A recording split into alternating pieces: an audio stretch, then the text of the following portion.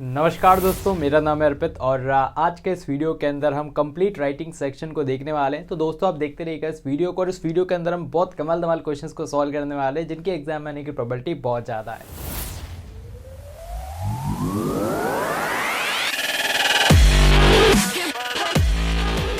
तो आज के इस वीडियो के अंदर हम लेटेस्ट सीबीएसई के सिलेबस के हिसाब से कंप्लीट राइटिंग सेक्शन को देखेंगे। साथ ही हम previous year question, sample paper question, expected questions और प्रैक्टिस क्वेश्चंस को भी यहाँ पर देखेंगे और एकदम करेक्ट फॉर्मेट के साथ मैं आपको सारी चीज़ें यहाँ पर बताने वाला हूँ। तो बहुत ही कमाल का वाला लेक्चर रहेगा। तो आइए स्टार्ट करते हैं इस वीडियो को। तो आइए अब हम आगे बढ़ाते हैं अपनी ब्रह्मा सीरीज को और सबसे मच अवेटेड लेक्चर जो कि है राइटिंग सेक्शन पे, वो आज हम स्टार्ट करने वाले हैं और वन शॉट के अंदर हम कंप्लीट राइटिंग सेक्शन को देखेंगे। तो सबसे पहले अगर हम सिलेबस को देखें तो यार सिलेबस में हमें सबसे पहले दिखता है नोटिस जो कि है 4 मार्क्स का। फिर हम देखने वाले हैं फॉर्मल, इनफॉर्मल, इनविटेशन और रिप्लाई, ये भी 4 मार्क्स के हैं। देन फिर लेटर हम देखेंगे। लेटर 2 तरह के हैं, एक है एप्लीकेशन और एक है लेटर टू एडिटर। देन हम लास्ट में देखने वाले हैं आर्टिकल और रिपोर्ट राइटिंग। कौन से सेक्शन को डील करना है, कैसे करना है, वो भी मैं आपको बताऊंगा। 18 मार्क्स का है, बहुत ही आसान है और सबसे ज़्यादा फोकस अगर आपको किसी चीज़ पे करना है तो वो है फॉर्मेट पे।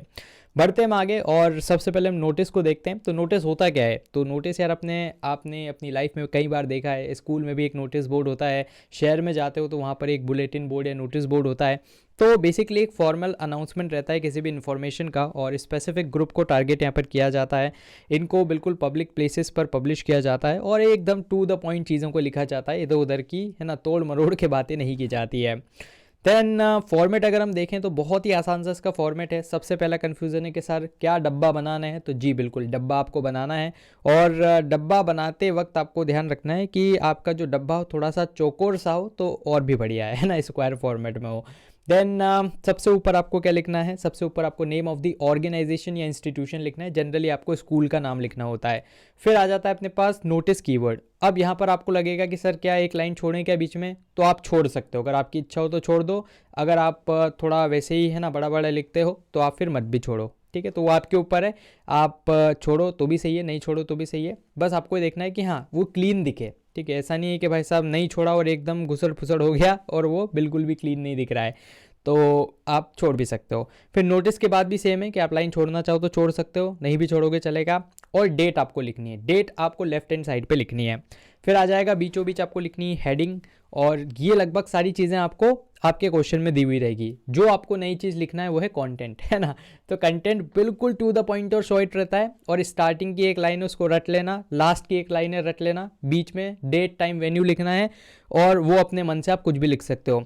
अगर क्वेश्चन में दे रखा है तो वही लिखना है और नहीं दे रखा तो मन से कुछ भी लिख सकते हो, ठीक है? तो बेसिकली यही है कि नोटिस में सब कुछ आपको पहले से याद करके जाना है, वहाँ पर सिर्फ डेट, टाइम, वेन्यू आपको डाल के आना है। देन लास्ट में फिर आपको सिग्नेचर करना है। सिग्नेचर क्या होता है? ब्लॉक लेटर्स में किया जाता है। जैसे किसी का नाम है पारुल तो PARUL ब्लॉक लेटर्स में आपको लिखना है। फिर आपको नेम लिखना है ना, जैसे पारुल गुप्ता है तो पारुल गुप्ता।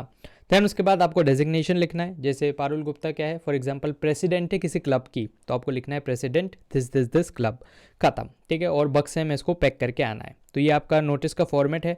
और अगर हम CBSE की ऑफिशियल मार्किंग स्कीम देखें इस बार जो उसने वेबसाइट पर जारी की है ना, तो उसमें इसी फॉर्मेट का इसने इस्तेमाल किया गया है। नोटिस 4 मार्क्स का है जिसमें 1 मार्क रहता है फॉर्मेट का। मतलब अगर आप कुछ भी लिख के आ जाओगे भाई साहब, है ना, पूछा है आपसे कि ब्लड डोनेशन कैंप बना के आओ और आप कुछ और ही बना के आ गए लेकिन फॉर्मेट सही लिखा है तो मजबूरन उसको 1 नंबर देना पड़ेगा, है ना, 0 तो नहीं देगा। तो इसलिए मैं बोल रहा हूँ कि भाई साहब अगर आपको कुछ भी नहीं आती, अंग्रेजी का भी नहीं आता है, तो एटलीस्ट फॉर्मेट तो याद करके चले ही जाना। ये छोटा सा फॉर्मेट है, नन्ना मुन्ना, तो इसको याद रखना है बस आपको। सबसे ऊपर name of the organization, notice, date, heading, है ना, फिर बीच में आपका कंटेंट, लेफ्ट हैंड साइड पर सिग्नेचर, नेम और लास्ट में आ जाएगा डेजिग्नेशन। और 1 मार्क फॉर्मेट का हो ही गया। 2 मार्क कंटेंट का। कंटेंट आपको 100% कंटेंट ऑलमोस्ट आपको क्वेश्चन में दिया हुआ रहता है, बस उसको छापना है। पूरे 2 मार्क्स मिलेंगे, है ना। बस ऐसा नहीं है कि छापने में आप स्पेलिंग मिस्टेक कर दो, वरना accuracy, spelling mistake, grammatical error, इनका भी 1 मार्क है। इन सारी चीज़ों को अगर आप चेक करके चलोगे तो 4 में से 4 पूरे मिलेंगे, इसमें मार्क्स कटने का कोई भी स्कोप नहीं रहता है। देन आगे बढ़ते हैं, एक एग्जाम्पल देख लेते हैं। तो देखो यहाँ पर फॉर्मेट आप बस चेक करना। सबसे ऊपर आ जाएगा नेम ऑफ द ऑर्गेनाइजेशन, तो यहाँ पर स्कूल का नाम है सैगल इंग्लिश स्कूल और रुड़की में है ना। तो इस तरह से जिस भी शहर में वो भी आप लिख के आ सकते हो। फिर आ जाएगा आपके पास नोटिस कीवर्ड, और नोटिस कीवर्ड यहाँ पर लिखा हुआ है ना, आप चाहो तो अंडरलाइन कर सकते हो, नहीं चाहो तो भाई सब कोई दिक्कत नहीं। देन इसके बाद आता है डेट। डेट का फॉर्मेट आप याद रखना। तो डेट कैसा लिखा है? सबसे पहले मंथ TH, देन उसके बाद अप्रैल, ठीक है, तो ये आपका मतलब सबसे पहले डेट हो गया, फिर मंथ आएगा और फिर कॉमा लगा के आपको लिखना है ईयर, ठीक है। तो बस आप ये जरूर याद रखना कि जो भी आप मंथ लिखो उसकी स्पेलिंग सही लिखो, है ना, और उसको शॉर्ट फॉर्म में मत लिखो। जैसे फेब को पूरी उसकी स्पेलिंग लिखनी है FEB, है ना, फेब्रवरी पूरा लिखना है, FEB नहीं लिखना है। और यहाँ पर जैसे फर्स्ट तो 1 के बाद ST, सेकेंड तो 2 के बाद ND, 3 के बाद RD थर्ड, फिर 4 से TH लगता है ना, फोर्थ फिफ्थ सिक्स सेवन, तो वो थोड़ा याद रख लेना। बीच में आ जाएगा आपका हेडिंग, हेडिंग के बाद सीधा अपने स्टार्ट हो जाता है क्या, नोटिस की जो मेन बॉडी है वो स्टार्ट हो जाएगी। तो इस मेन बॉडी के अंदर क्या याद रखना है वो मैं आपको अभी आगे बताऊंगा। यहाँ पर से सिर्फ आप फॉर्मेट देखो, फिर उसके बाद लास्ट में आपको साइन कर देना है ना। अब कई बार ऐसा होता है कि आप बहुत सी किताबों में देखोगे कि सिर्फ नाम ही लिखा हुआ है, साइन नहीं हो रखे, तो वो ऑप्शनल रहता है। लेकिन एग्जाम में, है ना, सेंस अपने को वहाँ पर मेन उसको फॉर्मेट दिखाना है ना, क्योंकि 1 मार्क फॉर्मेट का है। तो वहाँ पर आप जरूर से गीता गंगवानी के ऊपर गीता, है ना, ब्लॉक लेटर्स में लिख के जरूर आना, मतलब कैपिटल लेटर में GEETA, फिर उसके बाद वापस नेक्स्ट लाइन में गीता गंगवानी, फिर उसका डेजिग्नेशन क्या है, कोऑर्डिनेटरी और सीनियर सेकेंडरी सेक्शन की। तो इस तरह से आपको लिखना है और लास्ट में इसको बक्से में पैक करके आना है, ठीक है। बढ़ते फिर हम आगे और एक प्रैक्टिस क्वेश्चन देख लेते हैं। आपका नाम सार्थक है, कक्षा 12वीं के आप छात्र हैं और सर्वोदय पब्लिक स्कूल, तो देखो नेम ऑफ द ऑर्गेनाइजेशन मिल गया, लखनऊ का स्कूल है, आप हेड बॉय हैं तो आपका डेजिग्नेशन मिल गया, नाम मिल गया। अब नोटिस लिखना है 50 शब्द में, इन्फॉर्म करना है स्टूडेंट्स को about the upcoming science fest, तो हेडिंग मिल गई। भाई साहब क्वेश्चन में सब कुछ दे दिया CBSE ने, है ना। अब आपको सिर्फ और सिर्फ फॉर्मेट में उसको पिरोना है। तो वही सबसे ऊपर अपन ने नेम ऑफ द ऑर्गेनाइजेशन लिखा, नोटिस लिखा, डेट लिखी, है ना, और अपन ने लिख दिया उसका यहाँ पर हेडिंग। फिर हम लिखेंगे यहाँ पर बॉडी, बॉडी के अंदर आप चाहो तो इस तरह की लाइन याद ही रख सकते हो कि students of this class are invited to participate in this function, ठीक है। जनरली इस तरह के इन्विटेशंस का आपसे पूछ रहा है CBSE, तो इस तरह की आप लाइन को याद रख सकते हो। देन उसके बाद जो भी डिटेल है इसका और एक अच्छा वर्जन मैं आपको भी बताऊंगा, है ना, कि किस तरह से और अच्छे से आप प्रेजेंट कर सकते हो। बॉडी लिखी है आपने, फिर लास्ट में वही आपने लिखा सिग्नेचर, नेम और डेजिग्नेशन लिख दिया, लास्ट में बॉक्स में इसको बंद कर दिया। देन एक और क्वेश्चन है, प्रीवियस ईयर क्वेश्चन अगर हम देखें तो आर्ट्स क्लब है आपके स्कूल का जो कि ऑर्गेनाइज कर रहा है ड्राइंग पेंटिंग कंपटीशन को। नोटिस लिखना है 50 शब्दों के अंदर।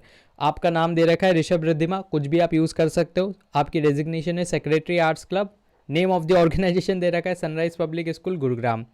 तो देखो ये एकदम परफेक्ट रिप्रेजेंटेशन है, इस तरह से आप बनाया जा सकते हो। सबसे ऊपर आ जाएगा आपका नेम ऑफ द ऑर्गेनाइजेशन, फिर नोटिस, फिर डेट, फिर आ जाएगा आपका हेडिंग। फिर ये वाली लाइन आप याद रख लेना कि all the students of class this to this are hereby informed that this club of your school is going to organize this thing as per the given details, है ना, the details given below, date, time, venue, theme, DTVT, है ना, ये आपको लिखना है, date, time, venue, theme. Then उसके बाद कई क्वेश्चन ऐसे होंगे जिसमें थीम नहीं होगी तो सिर्फ DTV लिखना है ना, डेट, टाइम, वेन्यू। वहाँ पर चाहो तो मन से थीम बना भी सकते हो ना, कोई दिक्कत नहीं है। और फिर लास्ट में ये वाली वापस लाइन याद रख लो, interested students may give their name to their class teacher latest by this, for any other details contact the undersign. ये एकदम परफेक्ट है, मतलब जो ऐसा बच्चा हो ना जिसको लग रहा हो सर बहुत ज़्यादा डर लग रहा है, नोटिस बिल्कुल लिखते नहीं आता, ये बिल्कुल एज इट इज़ अपने दिमाग में छाप के चल जाओ। 4 लाइन है, एज इट इज छाप के चल जाओ, 4 में से 4 मिलेंगे, है ना। बहुत से ऐसे बच्चे होंगे जो सोच रहे होंगे वहीं पे बना लेंगे, तो यार थोड़ी सी दिक्कत आएगी, है ना, आप अटक जाओगे, आपका पेन अटक जाएगा। आप हेडिंग तक लिख दोगे, उसके बाद फिर सोचोगे यार स्टार्ट किस शब्द से करूँ, तो इसलिए बेस्ट है कि पहले याद करके चल जाओ कहाँ से स्टार्ट करना है और कहाँ पे एंड करना है। फिर लास्ट में वही आपको साइन करने हैं, आपका नाम लिखना है, डेजिग्नेशन लिखना है, ठीक है। तो यहाँ पर साइन जैसा मैंने बोला था कि ऑप्शनल रहता है, तो यहाँ पर नहीं कर रखा, लेकिन आप करके आना और लास्ट में बक्से में बंद करके आना, ठीक है। अब इस वाले क्वेश्चन को आप लिख के मुझे बताइएगा, ये CBSE में पूछा है, इसके कुछ वैल्यू पॉइंट्स लिखे हुए हैं, आप मुझे लिख के बता सकते हो कमेंट बॉक्स के अंदर। थोड़ा सा मैं समझा देता हूँ। देखो क्या क्या लगभग सारी चीज़ें दे रखी है इसमें, कि आपका नाम दे रखा है जोसली मैथ्यू, आपका डेजिग्नेशन दे रखा है प्रेसिडेंट, किस चीज़ के प्रेसिडेंट, स्कूल बुक क्लब के। क्या ऑर्गेनाइज किया जा रहा है, एक ड्राइव ऑर्गेनाइज की जा रही है for promoting the reuse of the study materials and books, तो ये आपको हेडिंग भी मिल गया। देन उसके बाद नोटिस लिखना है 50 शब्दों में स्कूल बोर्ड के लिए, और कौन सी क्लास के बच्चों को इन्फॉर्म करना है, जो अपन ने लाइन याद करी थी ना, it is to inform class this to this बच्चे, है ना, तो वो भी आपको दे रखा है कि 10वीं से 12वीं के बच्चों को इन्फॉर्म करना है। सब कुछ ही दे रखा है, तो एक बार आप लिख के मुझे और कमेंट बॉक्स में बताइएगा, है ना। बस आप बॉक्स नहीं बना पाओगे, बाकी आप सब कुछ लिख सकते हो कमेंट बॉक्स के अंदर। सेम फॉर्मेट है, सब कुछ सेम है, एक बार लिख के बताना। इस बार का सैंपल पेपर देखें तो सेम टू सेम क्वेश्चन ही यहाँ पर डाल रखा है ना, थोड़ा सा बस नाम वाम बदल दिए। जैसे यहाँ पर देखो स्कूल का नाम दे रखा है बाली हाई स्कूल, इन्होंने रिसेंटली क्रिएट किया है क्योर ग्रीन नाम का एक डेडिकेटेड एरिया है लोकल मेडिसिनल हर्ब्स और सर्ब्स के लिए, जो कि बिल्कुल फ्लावर गार्डन के पास में है।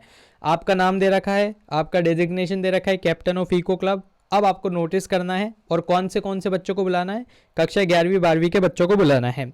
किस लिए बुलाना है, गाइडेड वॉक होगा थ्रू क्योर ग्रीन। तो ये guided walk through cure green आपका हो गया क्या, हेडिंग हो गया। एंड कब होगा, तो यहाँ पर आपको देखो टाइम भी वो भी दे रखा है, डेट भी दे रखी है कि 10 जुलाई फ्राइडे को ये होगा। तो थोड़ा सा अब इतना दिमाग लगाना है कि जो आप डेट ऊपर लिखोगे नोटिस के बाद, है ना, अब नोटिस 1-2 दिन पहले ही जारी होगा ना, उस इवेंट के दिन तो या इवेंट के बाद तो होगा नहीं, तो थोड़ा सा वो ध्यान रख लेना कि 10 जुलाई, और सिंस 2024 का पेपर है ना, तो अब 2023 कर देना, क्योंकि 10 जुलाई 2024 तो भी आई नहीं है, तो 2023 कर देना, या उसमें ईयर में कुछ भी लिख दो, कोई दिक्कत नहीं है ना। देन आपको यहाँ पर ये नोटिस बढ़ाना है, तो सेम ही रहेगा इसका। सबसे ऊपर आप लिखोगे name of the organization, notice, date, heading, फिर बीच में वही सेम टू सेम जो अपन ने देखा DTV, और लास्ट में कॉन्टेक्ट अंडरसाइन का नाम है रेचल तिवारी। पहले उसको कैपिटल लेटर में लिखना है, फिर नेम लिखना है, डेजिग्नेशन दे ही रखा है कैप्टन, खत्म, बक्से में पैक कर देना है। लिख के जरूर से देखना है इसको, एग्जाम आने की चांसेस हैं, ठीक है। देन आगे हम बढ़ेंगे, उसके पहले मैं आपको पहले ही क्लियर कर देता हूँ तो किस किस में बॉक्स बनेगा और किस में नहीं बनेगा, कौन कितने मार्क्स का है, ठीक है। तो आपका जो इनविटेशन रहता है, इनविटेशन देखो एक रहेगा फॉर्मल, एक रहेगा इनफॉर्मल। फॉर्मल के अंदर भी 2 तरीका का रहता है, एक रहता है जिसमें कार्ड बनता है और एक रहता है जिसमें लेटर फॉर्मेट रहता है। तो जो लेटर फॉर्मेट रहेगा उसमें तो बॉक्स नहीं बनेगा, लेकिन जो कार्ड फॉर्मेट रहेगा उसमें बॉक्स बनेगा। बाकी किसी भी चीज़ में बॉक्स नहीं बनेगा, है ना, न रिप्लाई में बनेगा, न लेटर में बनेगा, न रिपोर्ट आर्टिकल कहीं में नहीं बनेगा। लेटर में जब एप्लीकेशन लिखेंगे तो उसके रेज्यूमे को बॉक्स में बंद करेंगे, ठीक है। ये पूरी टेबल में मैंने आपके लिए समराइज कर रखा है, और 4-4 मार्क्स के ऊपर वाले, लेटर, आर्टिकल, रिपोर्ट 5 मार्क्स के हैं।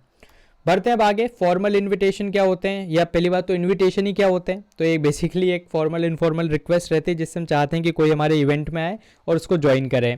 अब फॉर्मल और इनफॉर्मल 2 तरह के इनविटेशन यहाँ पर से बनते हैं। सबसे पहले अगर हम फॉर्मल इनविटेशन की बात करें तो ये 3rd पर्सन में लिखे जाते हैं, ठीक है। तो ये याद रखना, यहाँ पर आई वगैरह का इस्तेमाल नहीं किया जाता है।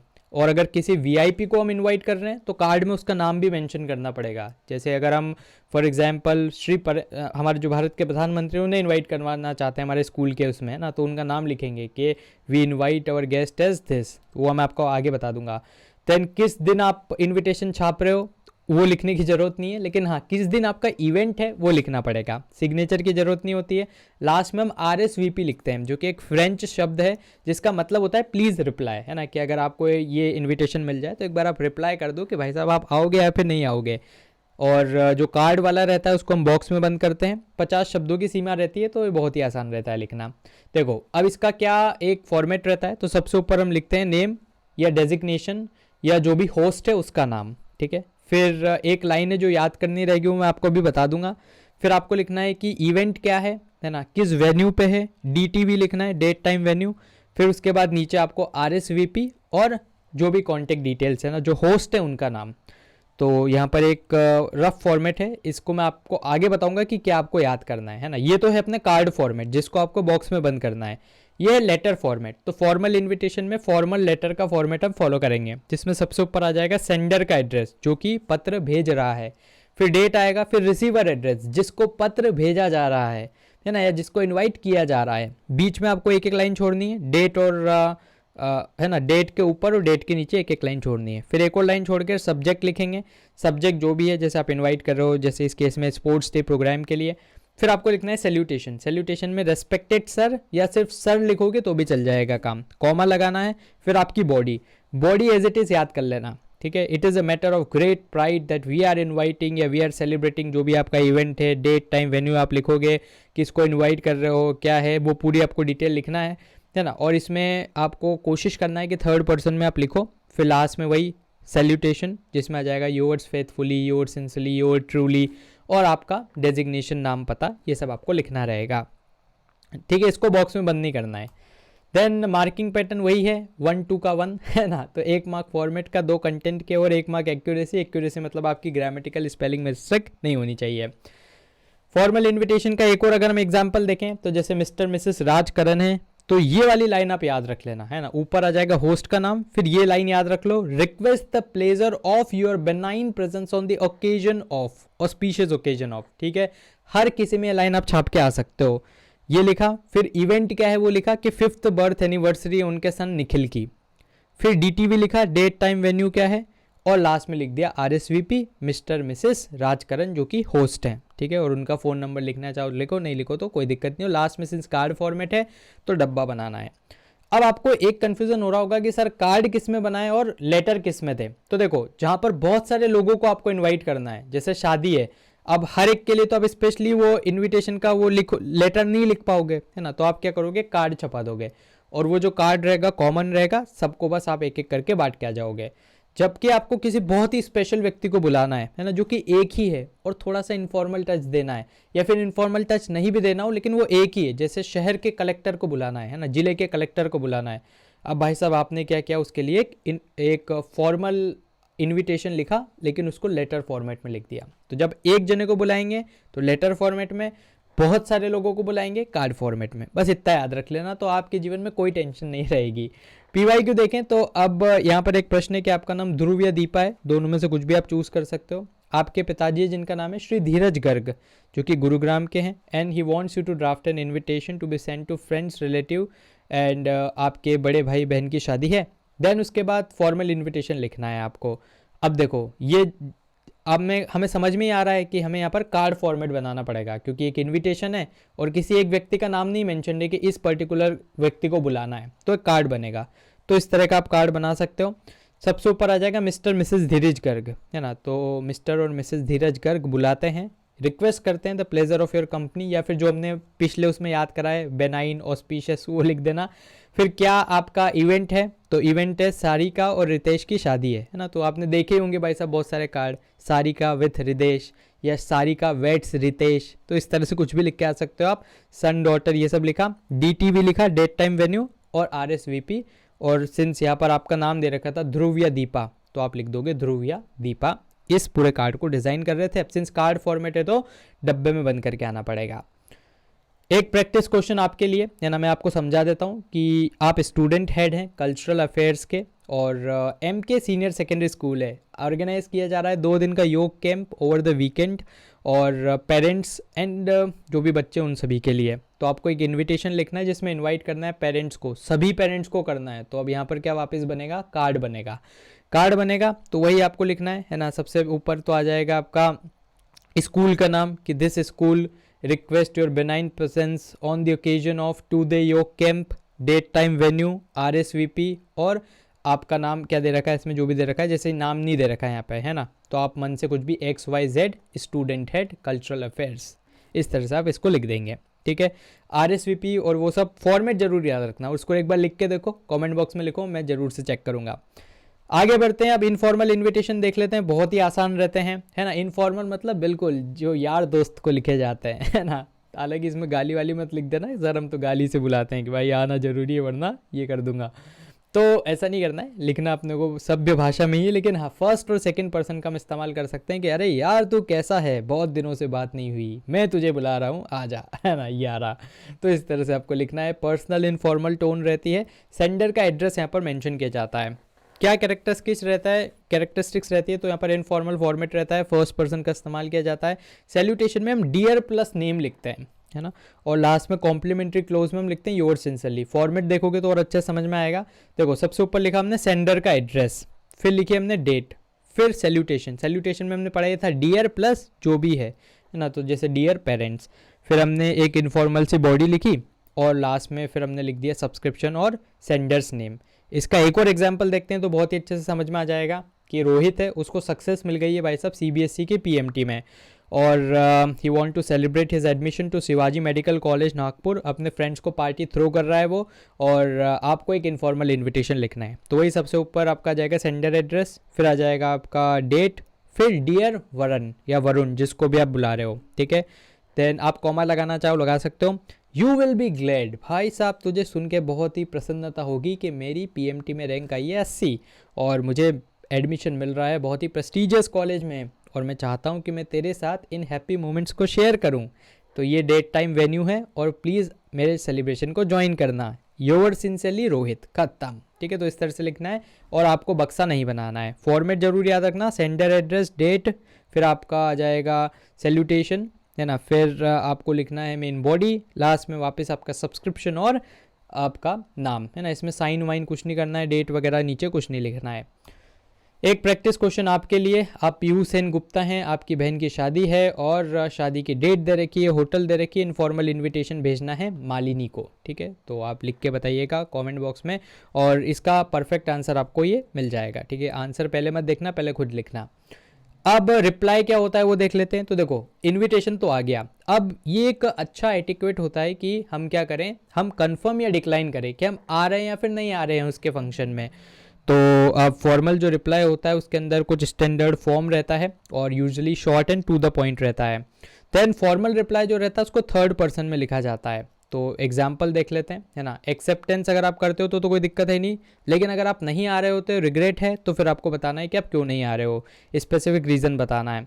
तो फॉर्मल रिप्लाई का अगर हम देखें तो एक्नॉलेज किया जाता है सबसे पहले तो कि भाई साहब थैंक यू तूने मुझे बुलाया, है ना, थर्ड पर्सन में लिखा जाता है। और अगर आप नहीं आ रहे हो तो क्यों नहीं आ रहे हो वो भी लिखना रहता है, वर्ड लिमिट को आपको यहाँ पर से फॉलो करना है। देन इसके बाद फॉर्मल रिप्लाई का एक्सेप्टेंस और डिक्लेनेशन कैसा होता है वो हम यहाँ पर देख लेते हैं। तो देखो एक्सेप्ट अगर आपको करना है तो ये लैंग्वेज एज इट इज़ याद कर लेना, लास्ट में आपका नाम और डेट आएगी। और अगर आप डिक्लाइन कर रहे हो तो एज इट इज़ वाली लैंग्वेज याद कर लेना और लास्ट में आपका नाम और डेट आएगा। देन इसके बाद हम एक क्वेश्चन देखें। तो देखो अब जब भी हम फॉर्मल रिप्लाई देते हैं ना तो उसमें ऊपर ज़्यादा कुछ नहीं है, सीधी बॉडी स्टार्ट होती है अपनी। और सबसे पहले हम देखो अगर हम यहाँ पर भी देखें तो फॉर्मल रिप्लाई में देना है जिसमें हम एक्सेप्ट कर रहे हैं कि इन्विटेशन को डेट एड्रेस सब कुछ दे रखा है। तो हम स्टार्ट करेंगे, थर्ड पर्सन का यहाँ पर इस्तेमाल है, आप देखिएगा। Mister and Mrs Vikram Gaur thank mister and Mrs this for inviting them on the occasion of the wedding. और इसकी वेडिंग ये डेट टाइम वेन्यू है और हम एक्सेप्ट कर रहे हैं तो सीधा लिख देंगे कि हम एश्योर करते हैं कि भाई साहब हम आएंगे आपके यहाँ पर और न्यूली वेड को आशीर्वाद भी देंगे। और इस प्रकार से आपको इसको करना है, लास्ट में आपका नाम और डेट लिखनी है। तो इसको बिल्कुल एज इट इज़ याद कर लेना तो आपका काम बन जाएगा। देन इसके बाद अगर हम प्रैक्टिस क्वेश्चन देखें तो आपको यहाँ पर एक फॉर्मल रिप्लाई देना है ना। तो इसका आप आंसर मुझे कमेंट बॉक्स में करके बताइएगा और इसका परफेक्ट आंसर भी मैंने आपको यहाँ पर दे रखा है। इनफॉर्मल रिप्लाई देखें तो भाई साहब वो तो और भी ज़्यादा आसान होता है ना। ये आपको फर्स्ट पर्सन में लिखना है और आपको एक्सेप्टेंस और रिग्रेट को मेंशन करना होगा। और अगर आप रिग्रेट कर रहे हो तो आपको रीज़न भी बताना पड़ेगा कि भाई साहब क्यों आप नहीं आने वाले हो। वर्ड लिमिट का आपको खासा ध्यान रखना है। और इसका अगर हम फॉर्मेट देखते हैं, है ना, तो बॉक्स में इसको भी बंद नहीं करना है। सबसे ऊपर सेंडर का एड्रेस आ जाएगा, फिर लाइन छोड़कर डेट, फिर लाइन छोड़कर सैल्यूटेशन जैसे हमने लिखा था उधर भी डियर और जो भी है आपका। देन उसके बाद आपकी मेन बॉडी आ जाएगी और लास्ट में सब्सक्रिप्शन और सेंडर का नाम आ जाएगा। तो एक क्वेश्चन को सॉल्व करते हुए हम देखते हैं तो बहुत आसान हो जाएगा हमारे लिए। आपका नाम आकाश या वर्षा है और आपको इनवाइट किया गया है to attend the wedding of your friend sister और समर वेकेशन चल रहा है। रेस्पॉन्ड करना है आपको इनविटेशन को और आप नहीं आ रहे हो अब की बार, है ना, रिग्रेट कर रहे हो। तो कैसे लिखेंगे, वही सबसे ऊपर हम लिखेंगे सेंडर का एड्रेस, लाइन छोड़ेंगे, डेट लिखेंगे। देन इसके बाद हम लिखेंगे डियर नेहा थैंक यू कि तूने मुझे बुलाया and I however regret my inability कि मैं नहीं आ पाऊँगी। और क्यों नहीं आ पाऊँगी, क्योंकि भाई साहब मैं खुद भी कहीं हॉलीडे वगैरह पे जा रही हूँ। तो प्लीज़ एक्सक्यूज़ करना मेरी एब्सेंस को और रिगार्ड मेरे देना टू द कपल। और लास्ट में आपका योर सिंसियरली और आ जाएगा जो भी भेज रहा है, जैसे वर्षा या आकाश। देन इसके बाद letter application to the job को अगर हम देखते हैं तो ये तो भाई बहुत ही ज़्यादा आसान है। कैसे लिखना है वो मैं आपको बता देता हूँ। तो लेटर बेस्ड रहते हैं आपके वर्बल विजुअल इनपुट पे और शब्द सीमा रहती है 120 से 150 शब्द। दो तरीके के देखना है अपने को, एप्लीकेशन टू द जॉब और लेटर टू द एडिटर।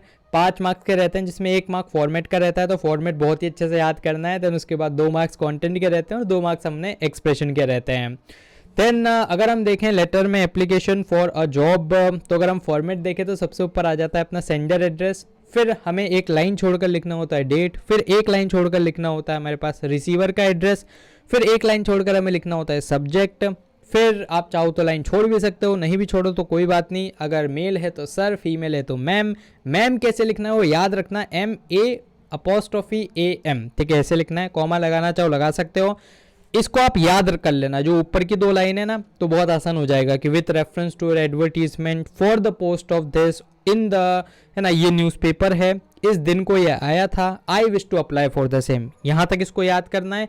फिर क्वेश्चन में जो आपको लैंग्वेज दे रखी होगी उसके हिसाब से थोड़ा सा मॉडिफाई करना है। फिर लास्ट की 2 लाइन भी याद रख लेना, है ना, my experience and knowledge makes me appropriate candidate for the position and I have attached my along with the application for the further correspondence and have a positive reply. Thanking you XYZ enclosure, as it is याद रख लेना भाई साहब इसको। Exam में बहुत ज़्यादा time आपका बचेगा, थोड़ा सा बस आपको कुछ छोटा मोटा चेंज करना पड़ेगा और एज इट इज़ आपको यही कहीं छाप के आना है ना। अब बायोडेटा या जो रिज्यूमे बनेगा वो इस तरह का बनेगा, इसको भी एज इट इज़ याद कर लेना, बस इस साइड की डिटेल को चेंज कर लेना। तो name, father name, address, date of birth, nationality, contact number, email ID, educational qualification आपकी रिवर्स क्रोनोलॉजिकल ऑर्डर में रहेगी। जैसे सबसे पहले ऊपर हायर डिग्री, फिर 12th, फिर 10th, है ना, बस 10th तक लिखना है। फिर आपका वर्क एक्सपीरियंस आ जाएगा, कौन कौन सी भाषाएं आपको आती है, हॉबी और रेफरेंसेस, है ना। रेफरेंस मतलब किसके रेफरेंस से आप अप्लाई कर रहे हो वहाँ पर, तो ये सारी चीज़ें आप मन से लिख सकते हो। लास्ट में जो रेज्यूमे है उसको आप जरूर से बॉक्स में बंद कर देना, तो ये आसान रहता है ना। तो अपने को इसको डील करना है कैसे आपका मार्किंग होगी, तो 1 मार्क फॉर्मेट का है, 2 कंटेंट का, एक ऑर्गेनाइजेशन ऑफ आइडिया, है ना, कि किस तरह से अपने आपको आइडियाज़ को ऑर्गेनाइज किया गया है। और हालांकि इसका ज़्यादा रेलेवेंस होता है जब आप लेटर टू एडिटर लिखोगे, क्योंकि उसको तो पूरा याद करके जाना है जॉब वाले को तो। और 1 मार्क आपको वही स्पेलिंग ग्रामेटिकल मिस्टेक्स नहीं होनी चाहिए। इसका यार आजकल इस तरह के क्वेश्चंस पे आने लग गए हैं कि आपको एक एडवर्टीजमेंट दिया जाता है और उसके बेसिस पे आपको जॉब के लिए अप्लाई करना है। तो भाई साहब सब कुछ सेम है, और थोड़ा सा आपको फायदा हो जाता है कि जो आपको एडवर्टीजमेंट में बातें लिख रखी है ना, वही आपको बातें रेज्यूमे में लिखनी होती है, बस उसके अलावा कुछ नहीं करना है। जैसे आप यहाँ पर भी देख सकते हो, सबसे ऊपर सेंडर एड्रेस, लाइन छोड़ी डेट, लाइन छोड़ी रिसीवर का एड्रेस, लाइन छोड़ा एप्लीकेशन मतलब सब्जेक्ट, फिर सर लिखा, फिर एज इट इज़ ये जो मैंने आपको बताई थी ना, ये वाली लाइन याद करके यहीं पर छापना है। This is in response to advertisement, newspaper का नाम, किस दिन को आया था, कौन सी पोस्ट के लिए अप्लाई कर रहे हो। और ये वाली लाइन याद रख लेना कि attached here bye is my brief resume, और मैं बहुत ज़्यादा खुश होऊंगा अगर आप अबो मेंशन पोस्ट के लिए मुझे कंसिडर करते हो। योर सिंसियरली नाम, और ये जरूर लिख के आना एनक्लोजर बायोडेटा, ठीक है। एनक्लोजर रेज्यूमे, एनक्लोजर बायोडेटा, दोनों में से कुछ भी लिख सकते हो। रेज्यूमे लिखोगे तो ज़्यादा सही है। और फिर रेज्यूमे में जो मैंने आपको फॉर्मेट बताया था वो का फॉर्मेट भी आप यूज़ कर सकते हो। और लास्ट में इसको बॉक्स में जरूर से बंद करके आना। एग्जाम में अगर चॉइस है लेटर टू एडिटर और एप्लीकेशन में, तो भाई साहब एप्लीकेशन टू जॉब लिखना बहुत आसान है, याद करके जा सकते हो आप और पूरे नंबर मिलते हैं। लेटर टू एडिटर में थोड़ा सोचना पड़ता है। अब ये होते क्या है, तो लेटर एडिटर यार ये एक किसी भी व्यक्ति के व्यूज़ होते हैं जो कि वो किसी सोशल इशू पे शेयर करता है, और इसको जनरली न्यूज़पेपर्स में पब्लिश किया जाता है। टोन इसकी एकदम फॉर्मल रहती है और ये एलोबरेट रहते हैं, एंड जनरली कोशिश की जाती है कि एक इम्पैक्ट कोई क्रिएट किया जा सके तो और भी ज़्यादा बढ़िया रहता है। देन इसके बाद अगर हम फॉर्मेट देखें तो फॉर्मेट बिल्कुल सेम है। सबसे ऊपर सेंडर एड्रेस, फिर डेट, फिर रिसीवर एड्रेस, फिर आ जाता है लाइन छोड़कर सब्जेक्ट, फिर आ जाता है आपके पास सैल्यूटेशन। देन उसके बाद ये आपका जरूर से याद रखना है कि through the columns of your esteem newspaper, है ना। तो ये आगे वाली अगर 2-3 लाइन आपने याद कर ली तो बहुत आसान हो जाएगा अगर आप गलती से लेटर टू एडिटर लिखते हो। पहली बात तो एप्लीकेशन टू द जॉब ही लिखना वो सबसे आसान रहता है ना। इसकी ये वाली लाइन फिक्स ही रहती है कि through the columns of your esteem newspaper. इसका मतलब क्या होता है कि जो आपका न्यूज़पेपर के अंदर जो कॉलम रहते हैं उसके थ्रू मैं ये वाली बात को उठाना चाहता हूँ, है ना। देन उसके बाद फिर I would like to draw the attention of the authorities, फिर उसके बाद आपको आगे का थोड़ा चेंज करना रहेगा। अब देखो लेटर टू एडिटर में क्या होता है, जब भी आप किसी मुद्दे को उठाते हो तो आपको फिर उसकी थोड़ी सी एनालिसिस करनी पड़ती है। पहले आप थोड़ा सा उसको इंट्रो दोगे, जैसे किसी मोहल्ले में क्या हो रहा है, बहुत ज़्यादा नॉइज़ पोल्यूशन हो रहा है, तो उसके बारे में आपको आवाज़ उठानी है। तो फिर आप क्या करोगे कि उस मुद्दे की जब आप आवाज़ उठाओगे तो आपको थोड़ा सा उसका इंट्रो देना पड़ेगा कि ये बातें हैं। फिर मेन बॉडी आपको लिखनी पड़ेगी जिसमें आप थोड़ा सा और डिटेल में चीज़ों को बताओगे, और फिर लास्ट में आप क्या करोगे, उसको कंक्लूड करोगे। तो इस तरह से आपको उसको लिखना है। फिर भी मैं आपको हर बार यही रिकमेंड करूंगा एप्लीकेशन टू जॉब है वही लिख के आना, है ना, क्योंकि उसमें सोचना कम पड़ता है और एग्जाम में टाइम बचता है। लास्ट में वही सेम है, थैंकिंग यू, योर्स फेथफुली, और आपका नाम लिखना है। अब इसमें कोई बायोडेटा है कुछ एनक्लोज नहीं करना है। एग्जाम्पल देख लेते हैं कि लेटर टू एडिटर लिखना है टाइम्स ऑफ इंडिया, और आप increasing number of covid cases के बारे में बताना चाहते हैं जो कि दिल्ली में बढ़ रहे हैं। तो वही है, सबसे ऊपर आप लिखोगे sender address, date, receiver address, subject क्या है कि लोगों के अंदर अवेयरनेस की कमी है। फिर वही की वही लाइन छापनी है कि through the columns of your esteem newspaper I would like to draw the attention of readers towards this. Then उसके बाद आप मेन बॉडी लिखोगे, लास्ट में कंक्लूड करोगे, और thanking you, yours truly Sarojini Sharma. इस तरह से आपको लिखना है ना।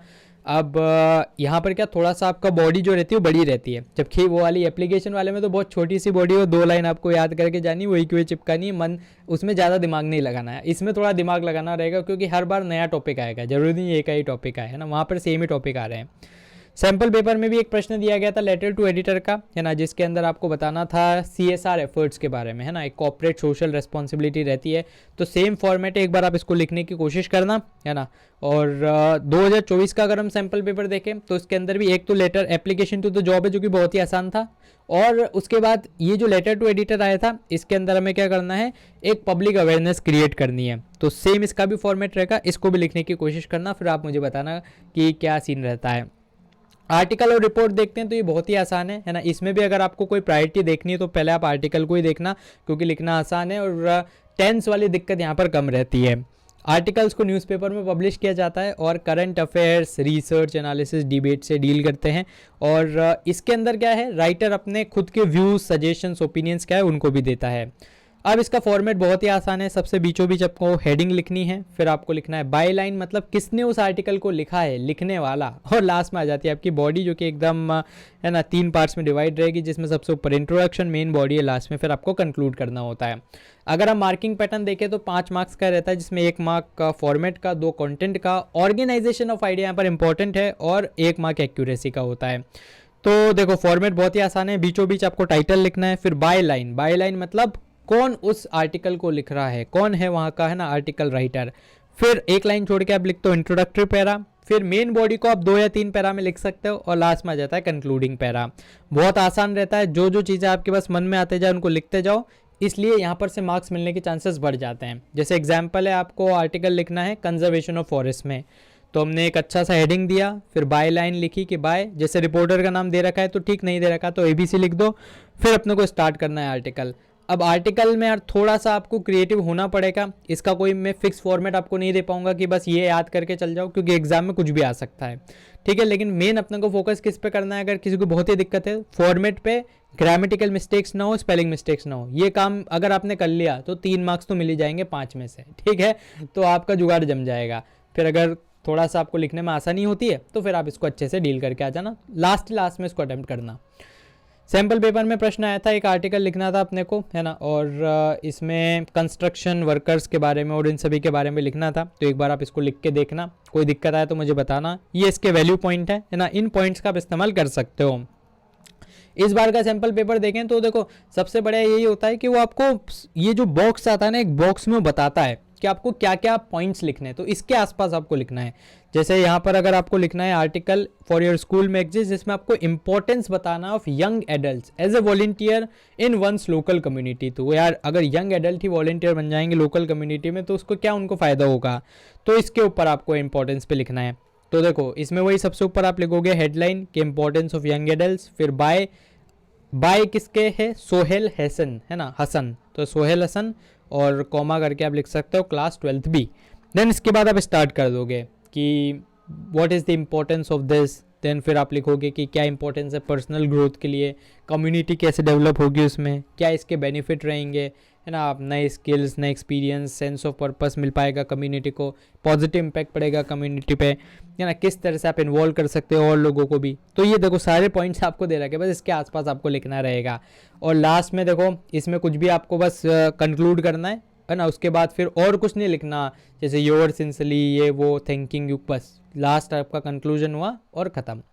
फिर इसके बाद आ जाती है अपने पास क्या, रिपोर्ट। रिपोर्ट जो रहती है थोड़ा सा इसमें आपको टेंस का ध्यान रखना पड़ता है ना, क्योंकि जनरली क्या होता है जो इवेंट ऑलरेडी घट चुका है पास्ट टेंस में आपको रिपोर्ट लिखनी पड़ती है। यहाँ पर जितने भी फैक्ट्स रहते हैं सारे वेरीफाइड फैक्ट्स रहने चाहिए, और इसके अंदर राइटर को ओपिनियन, सजेशन ये सब कुछ नहीं रहता है ना। तो इसलिए अगर एग्जाम में आपको कुछ लिखना पड़े तो आर्टिकल लिखना, वहाँ पर मार्क्स मिलने की चांसेस ज़्यादा है। रिपोर्ट में क्या है, 3rd पर्सन में लिखना है, राइटर अपना कुछ भी पर्सपेक्टिव वगैरह नहीं देता है, उसको अवॉइड किया जाता है।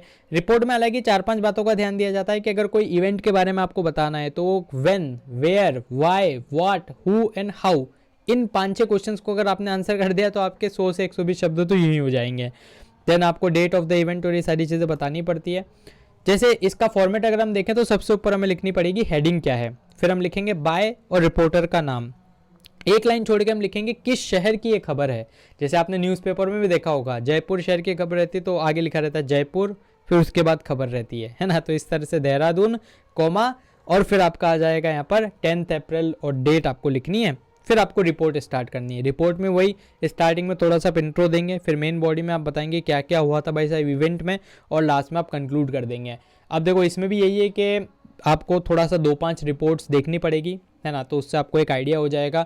इसका मैं कुछ फॉर्मेट नहीं बता पाऊंगा, जैसे मैंने आपको इनविटेशन, रिप्लाई, नोटिस, लेटर, है ना, इन सब में बता दिया कि ये चीज़ें आप याद कर लो, काम बन जाएगा। लेकिन आर्टिकल रिपोर्ट में ऐसा है कि यार आपको वहीं पर इंस्टेंटली बनाना पड़ेगा, और जो आपको ये गाइडेंस दी रखी है उसका आपको सहारा लेना पड़ेगा। जैसे एग्जाम्पल है, ये अपना प्रैक्टिस क्वेश्चन है, रिपोर्ट लिखना है आपको, गवर्नमेंट ने बैन कर दिया है प्लास्टिक बैग्स को, है ना, तो उसके लिए आपको रिपोर्ट लिखनी पड़ेगी। तो ये आप फॉर्मेट इस्तेमाल कर सकते हो। ऊपर आपका हेडिंग आ गया बाय, फिर कौन सा न्यूज़पेपर है, देन उसके बाद कौन सा शहर है और आपका डेट क्या है, फिर आप स्टार्ट करोगे रिपोर्ट लिखना। एक सैम्पल रिपोर्ट मैंने दे रखी है, आप इसको पढ़ सकते हो अच्छे से।